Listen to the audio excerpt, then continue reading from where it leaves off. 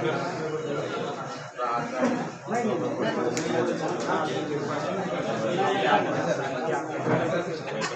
आहेत त्या मंत्र्यांना पक्षाकरता वेळ द्यावा, जनतेकरता वेळ द्यावा, याच्याकरता प्रत्येकाला 3-3, 4-4 तास इथे आठवड्यातून बसलं पाहिजे असं सगळ्या मंत्र्यांना वाटप केलेलं आहे.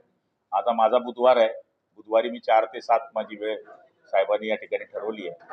इथे ज्या बारक्या बारक्या समस्या येतात, फार छोट्या समस्या लोकांच्या महाराष्ट्रभरातून येत असतात आणि त्या फोनवर सहज सुटू शकतात. 100% नाही पण कमीत कमी 50-60% समस्या अशा असतात त्या फोनवर सुटू शकतात. आणि मंत्री जरी मी कुठल्याही डिपार्टमेंटचा असलो तरी मंत्र्याचा सगळीकडे अधिकार असतो, कोणत्याही डिपार्टमेंटशी तो बोलू शकतो. आणि जर ते प्रश्न त्याला गिरट्या मारण्यापेक्षा जर सुटत असतील तर सहज तो आनंदित होत असतो. आणि मला तरी असं वाटतं की साहेबांनी ही जी पक्षाची पद्धत घालून दिलेली आहे जनता दरबाराची, तर त्याच्यामध्ये प्रत्येक दिवशी जरी 500-700 लोक आले तर 3-4 लोकांच्या समस्या जर आठवड्याला सुटू शकतात. तर त्या पद्धतीने आज पहिला दिवस होता आणि आम्ही कामकाजाला सुरुवात केली. राजकीय प्रश्न आहे. संजय राऊत यांनी अंधश्रद्धेबाबत बरंचसं विधान केलंय. एकनाथ शिंदेवर पण टीका केली आहे आणि त्यांचं असं म्हणणं आहे की जे रेडे कापले होते ते त्याची शिंग फोडली वर्षा मंगळानी बसताना आणि म्हणून मुख्यमंत्री तिथे राहायला जात नाही. हे बघा आता संजय राऊत म्हणजे हा सडलेला आंबा आहे, म्हणजे तो काहीच कामाचा नाही, नुसता दिसण्याच्या कामाचा, कोळ राहिली त्याची फक्त. आणि त्यांना एकनाथ शिंदेशिवाय दुसरं काही दिसत नाही. मूळ एकनाथ शिंदेची इथे गेले ना गुवाहाटीला, तर त्यांचं म्हणणं आहे की ते शिंग वर्षामध्ये आहेत. त्यांनी जाऊन ते शिंग त्याच्या आता मला जास्त बोलता येत नाही, पण मला तरी असं वाटतं की एवढा शिंगाचा नाद आहे मला माहीत नव्हतं त्याला. आणि खेड्यामध्ये अशी म्हण आहे, आला अंगावर तर घेतलं शिंगावर. तर ही तीच शिंग आहेत की ज्यांनी गुवाहाटीला जाताना सगळ्यांना शिंगावर घेऊन आपला भगवा झेंडा रोवला होता. नक्कीच ते आता म्हणतात की गंगामध्ये जाणार आहेत, तिथे सुद्धा महाकुंभाला जाऊन पाणी करणार आहेत. 1300 ते 1500 लोक चिरड्याचिरडीमध्ये गेली असं त्यांचं म्हणणं. बरं होऊन जाईल, जाऊन आंघोळ करून घे म्हणा. बाबाजी बाळासाहेबांची शिवसेना संपवली, जे पाप केलं ते पाप भोग तिथे जाऊन, आणि तिथे आंघोळ कर आणि सांग देव बाप्पा मी फार मोठी चूक केली, शिवसेना प्रमुखांना वंदन कर आणि म्हण की बाळासाहेब मी फार मोठं पाप केलं, मी भगव्या झेंड्याशी गद्दारी केली, मी काँग्रेस राष्ट्रवादीशी उद्धव साहेब ठाकरेंना युती करायला लावली आणि पूर्ण सत्यानाश केला आहे. पुढच्या जन्मी मला कमीत कमी चांगलं मोक्ष मिळू दे, स्वर्गामध्ये नरकाच्या ऐवजी चांगली जागा मिळू दे, अशीच मागणी त्यांनी तिथं करावी.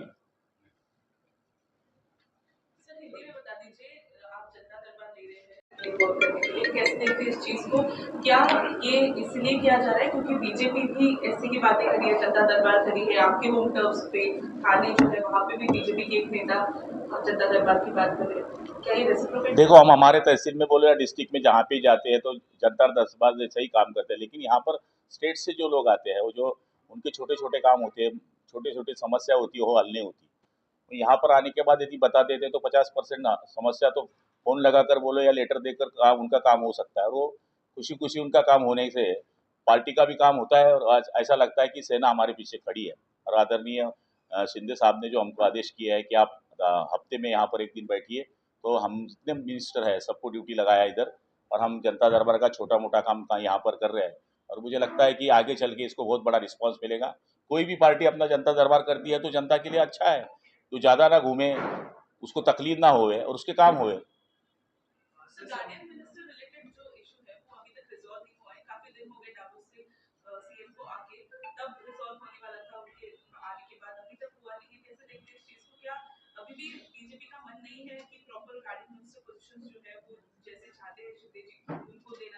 देखो, जो तकलीफ वाली बात होती है तो उसको जरा प्रॉब्लम हल करने को थोड़ा देर लगती है। देखिए, सब मजबूत लोग हैं, गिरीश जी बोलिए, दादा भूसे जी बोलिए, या एनसीपी के साथ विधायक वहाँ पर आए हैं, तो वो हिसाब से वहाँ पर थोड़ा प्रॉब्लम है।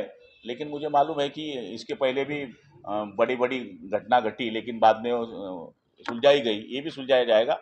इतना है, थोड़ा देर लग रही है, कोई नाराज़गी नहीं है। और मुझे लगता है कि काम शुरू है, सब मिनिस्टर अपने अपने हिसाब से काम कर रहे हैं, सिर्फ गार्डियन मिनिस्टर का सवाल है, वो भी छूट जाएगा।